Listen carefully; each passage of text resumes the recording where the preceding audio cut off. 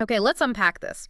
Today, we're diving deep into a watch that's really made some waves. It's the Citizen Tsuyosa. Yeah, absolutely. It's fascinating, how Citizens sort of carved out this really specific niche for themselves here. Mm-hmm.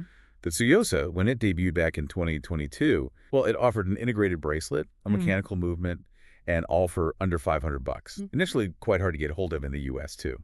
Right. So our mission today is really to explore its design, the mechanics inside, and figure out, why it became such an instant hit for you, the listener. Exactly. So kicking things off with that original 40 millimeter Tsuyosa, the design, it pulls from an older Citizen series, right? The NH299. That's the one. And it's got that distinctive small crown off center at 4 o'clock.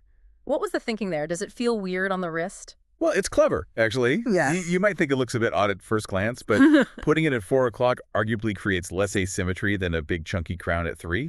It feels quite natural, really. And the case itself is stainless steel, 40 millimeters wide, just under 12 thick. The lug-to-lug is 45 millimeters, but you need to take that with a grain of salt because that first center link is fexed, so it wears a bit bigger than the numbers suggest. Good presence then. And water resistant. 50 meters. So, fine for daily wear, washing hands, maybe getting caught in the rain, but definitely not for swimming. Right. The case finishing, though, for the money, pretty impressive. You get nice brushed and polished surfaces, sharp lines.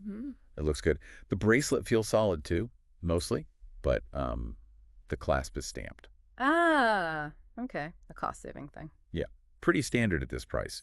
But they do give you 3 micro-adjustment holes, which is definitely helpful for getting the fit right. Okay, moving past the case. The dial. That's where the personality really comes through, isn't it? The Tsuyosa's is simple, very legible, bat in hands, that little cyclops bubble over the date. Now, some people jump straight to comparing it to, like, a Rolex date just, but come on, the price difference is massive. That comparison feels a bit fair, right?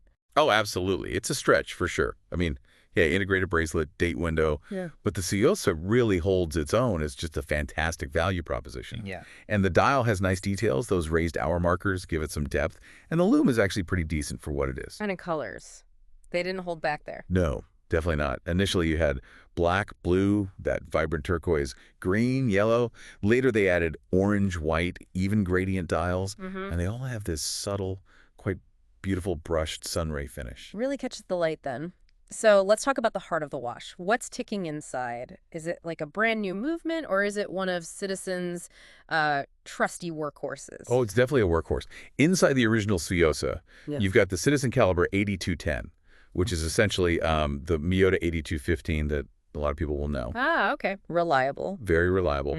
It's an automatic, beats at 3 hertz. It's 21,600 vibrations per hour. So you get a reasonably smooth secondhand sweep, and it has about a 40-hour power reserve. And I heard newer ones have an update. That's right. More recent production runs have hacking seconds. So you can pull the crown and the second hand stops dead, which is great for setting the time precisely. And anecdotally, people find the accuracy is often better than the spec sheet suggests, maybe around +7 to +11 seconds a day, rather than the wider -20 +40 rating. Pretty solid performance then. Yeah, and it has this sort of industrial gold tone finish you can see through the case back. It helps it stand out a bit. Okay, so this is where it gets really interesting, I think. Citizen didn't just, launch it and walk away. They've brought out new versions. How have they evolved the Tsuyosa? Yeah, they've definitely been listening. So early 2025 saw the 37 millimeter version drop. Addressing the size concern for some people? Exactly. Lots of folks wanted something smaller. It's 37 wide, a touch thinner at 11.5 millimeters thick, 43 lug-to-lug. Just wears a bit neater. And it came with different dial colors, too. Ice blue, pastel pink, nice dark green, purple. Okay. And wasn't there a more premium one, too? Yes. The small seconds version. That one's a step up, retails around $625. It keeps the 40 millimeter case size, but the dial is much more refined. It has this lovely scamped guilloche pattern. Like an engraved texture. Right, gives it real depth. And then a contrasting subdial for the seconds down at 6 o'clock. Some even compared the subdial design kind of whimsically to Bauhaus style. Huh, interesting. And crucially, the bracelet got an upgrade on that one. It has a quick change system, which is super convenient, and a butterfly clasp. Ah, a proper milled clasp then. Yes, feels much more premium. You do lose the micro adjustment holes, but you get half links instead to help dial in the fit. And the movement in that small seconds model, is it the same 8210? No, it's different. It's the Caliber A322.